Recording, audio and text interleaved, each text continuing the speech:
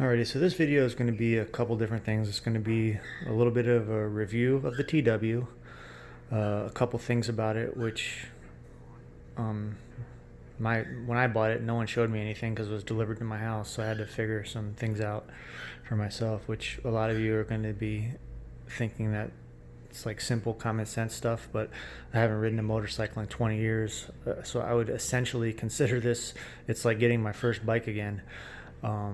My first actual bike was about, it might have been more than 20 years ago. I started off with a Ducati 748, and that was actually way too much bike for me, but I didn't drive it a lot. I mostly rode it out on the highway at night, and I managed to somehow not drop it, so it worked out good for me. But the reason I got this particular bike, I needed to actually learn how to ride. Even though I can ride, I can get on the bike and drive 1,000 miles, no problem. But this is going to be a little bit more lightweight and a little bit more manageable. You can practice your figure eights and your U-turns and stuff. And if you drop the bike, this thing is only out the door. I got this thing. Everyone's going to be asking $5,000. I did have to get it a couple hours away from where I live. And if you need actually help and you're in like the Florida area, if you send me a message with what kind of bike you're looking for, I can see if I can get you a little bit better deal, because the dealerships around here are horrible. I've got quoted in South Florida $6,800 out the door at a couple different places, and I ended up, and that was on a 19, and this one's a 20. I got it for $553 after delivery, but that was a few $100s. So anyway, I guess I'll start off with how to use a couple things. The main thing is this little lever down here. All right, this is where you turn on and off your fuel. So you see the arrow right there. The side that sticks out the most is where you're selecting, and you can see it's in the off position right now. The reserve is above and the on is below. So whenever I'm going to take the bike out, and I do keep it inside, I don't want this thing to rust, which it probably is going to get a little bit of rust anyway, as you can see. And it's only got 300 miles on it. I've had it for probably 2-3 months, but it's just the nature of the bike. So what I do is I go ahead and turn it to the bottom position on, which is the fuel, and you're going to have to pull out this lever right here. This is the choke. Now the manual says, I think you only want to have that on for about 6 or 7 seconds just to get it started up and running, and then you push it in, and then the idle is going to come down, and then you're going to let the bike warm up. You do want to let motorcycles warm up. Don't just hop on it and take off down the street. It's not really good for it. As you can see, actually 462. I actually started putting some miles on this thing. I ran out of gas on one of my first times riding it. Now what you have to do is go ahead and turn this to 0 every time you fill up and every time you ride. Now when that starts getting around 80, you should know to start looking for fuel. Now personally, what I did, I bought a really nice fuel container by Uline, Uline. It's a 5-gallon super industrial fuel tank, which actually I guess I'll just show you. I should have planned this out a little bit better, sorry. Hide it on my patio here. Cover it up so nobody steals it. Really good gas tank. Now I go get at the gas station rec fuel, which is not available at every station. So you want to use rec fuel. It doesn't have, I forget what's inside the fuel at a regular gas station. You can do research it. What the heck is it? I don't know, lead something, I don't know. But rec fuel is what people use for motorcycles, boats, whatever. I keep it there so that way I don't have to go to the gas station all the time. I come back after a ride, when I'm about to go again, I fill it up, maybe with a gallon or two, since that's all I use. Reset my odometer and start all over again. Here,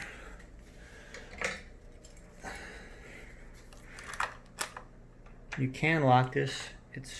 You kind of got to turn the handlebar down and kind of, I don't know, the key is weird. You have to push it in slightly, and you could lock it so no one could turn your handlebars, but this thing is light enough for 2 people to probably pick up, so I wouldn't recommend it.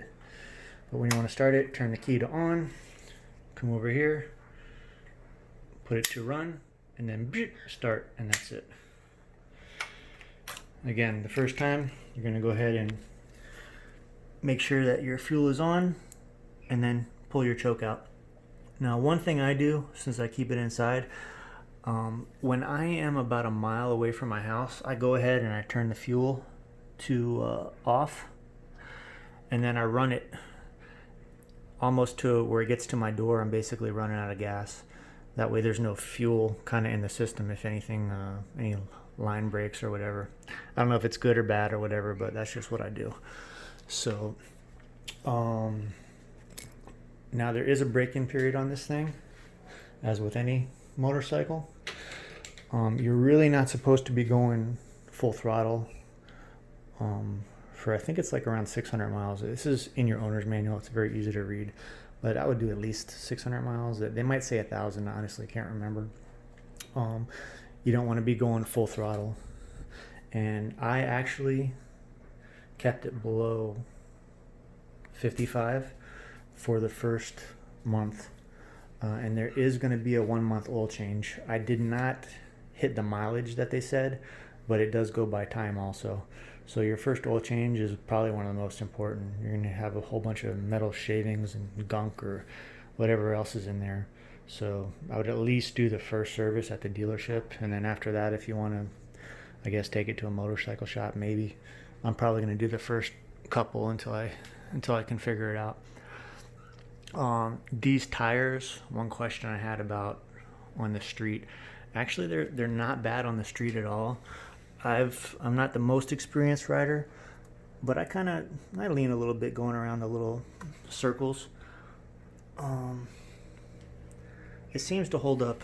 I will tell you this though, if the roads are wet or there's gravel, I'm being super careful when I turn. I'm almost 100% upright.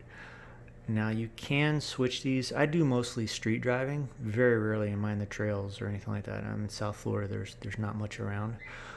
You can switch these tires to something that is a little bit more street friendly. They have basically like percentages where you can get like 50-50 street dirt. I think on the next tire I'm going to do, it's going to be like 80% street, 20% dirt. I don't want to lose the capability of going on, trails or whatever, but honestly, I'm not going to be mudding or anything like that, which this is very good for.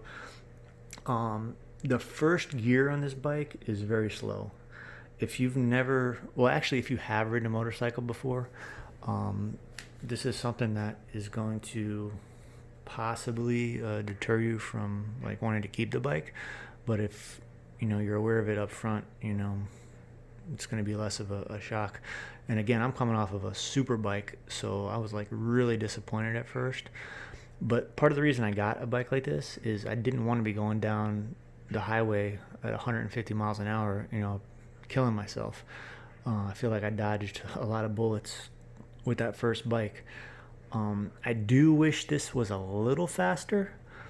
I'm at the point now where I'm taking it out up on the highway late at night, and I mean I'm going probably like around 70, but keep in mind cars are doing like 90, so it's probably not the best thing, and it's not super stable at high speed. It is a lightweight motorcycle, so I think your sweet spot on this motorcycle is probably 50-60 miles an hour. I don't want to say full highway, but kind of highway. What else can we talk about on this thing?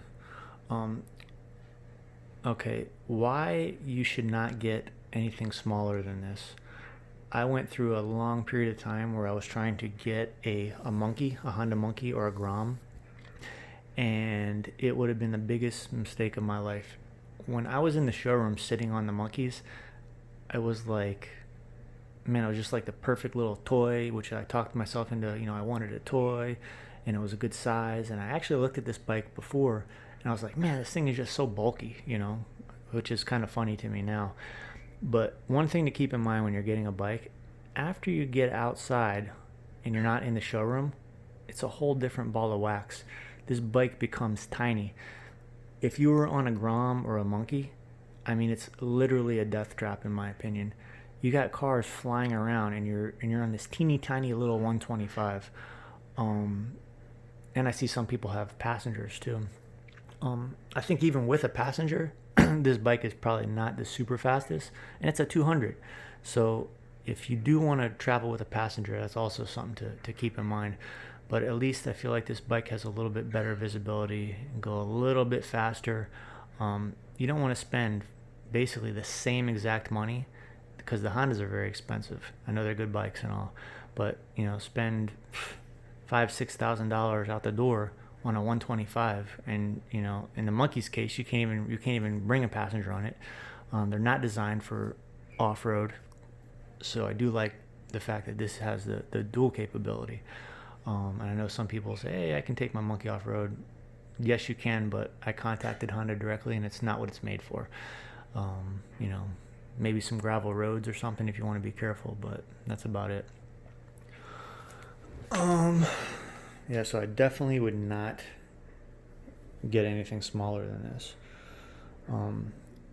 There was a time about a month ago when I wanted to trade this thing in, and I just decided to just sit with it for a while, because I really wanted to get something a little faster. But after I broke it in and I was able to hit the throttle a little bit more and get a little further out around town, I kind of feel like it can suit me for now. Now, when you get your first bike, you're probably going to start off nervous, cruising around the neighborhood. But after 5, 6, 7 rides, however long it takes you, you're going to want to start exploring. And that is another reason to not get anything smaller. Pretty soon your neighborhood is not going to be enough, even though you're telling yourself it is going to be in the beginning. It's not. You're going to want to, in my case, I drive to the next city where I used to live and visit some friends or whatever. And as it is, I take back roads with this thing. And I don't know. I'm starting to feel more safe on it, but again, I wish it did have a little bit more acceleration to just get out of the way. But definitely not going to want to be cruising around on a teeny tiny little motorcycle for 1,000% sure. So value wise, safety wise, don't do it. I think if I was to get something initially other than this, what would I get? And I didn't want to spend too much. I would probably go for like a supermoto. You can look at a DR400 SM or something like that by Suzuki. It's a little bit more money. The top speed is a little bit more. It does have street tires on it, but I've been watching a lot of videos where people are taking those things off-road. I'm sure not mudding or whatever like that, but again, with any motorcycle, you could switch the tires up and get something a little bit more 50-50 or whatever, if that suits you. But I'm overall, I would say I'm very happy with this thing. Something else I would talk about is phone mounts. I went ahead and bought a RAM mount, which you can see it's sitting over here.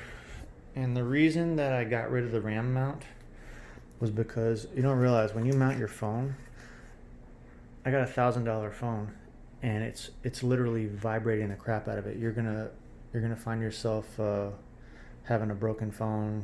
They're not designed to handle vibration for 2 hours like that. What I did was I bought an arm band for a phone for like joggers, and I kind of just let it sit. So it's not, it's you got the cloth absorbing a lot of the shock, and it's got the I can touch it and kind of use the phone still. Maybe this one isn't the best quality, so I wouldn't go by this one. I actually had to I didn't trust the clasp, so I add a little clip to it. But I think I'm really happy with that, and it was $20 instead of $80 for the RAM mount, which I'm actually trying to sell now. So the warranty on this thing is 1 year. I don't know the exact mileage of the warranty. Probably, I don't know. You can see that in your owner's manual. But like I said, I like the bike. I like the looks of it. I'm not disappointed I got it. I still would like something a little bit more highway friendly, but maybe I keep this one and get another bike. Toying with the idea of a desert sled, which is what I originally wanted, but I just felt it was too heavy to start relearning. And it's a very large bike. But as I'm getting more comfortable, I may go ahead and spend the extra money. I do like, again, the highway capability, but I don't want to give up the trail capability. That thing is more than double the price also, but I think I'd be happy owning it. But my top choice would be, again, this, maybe a DR400 Supermoto, and then if all the way up, the Desert Sled. But if you have any questions about it, just put them below and I'll answer. Thank you very much.